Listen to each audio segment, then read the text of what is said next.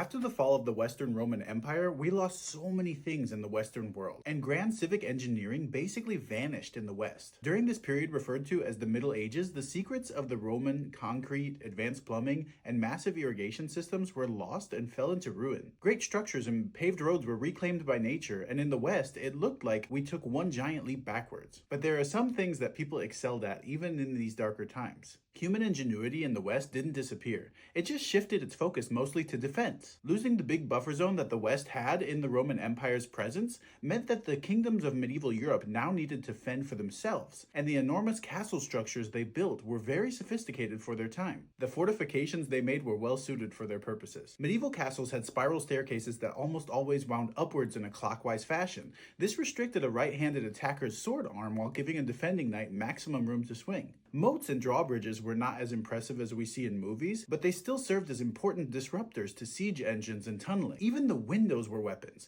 Narrow arrow slits designed to give an archer inside a wide field of fire. It created a physical bottleneck that made it nearly impossible for enemy arrows to get in. Also inside these stone giants were well-ventilated granaries and cellars that could hold months of food stores that could survive a siege. The longest continuously inhabited castle by the same family in the world is the Dunvegan Castle, still lived in by the MacLeods.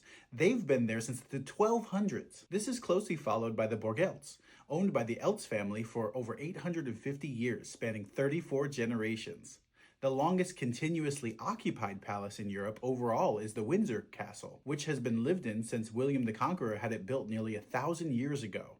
This practically feels brand new, however, compared to the oldest continuous fortification in the world, which is the Citadel of Aleppo.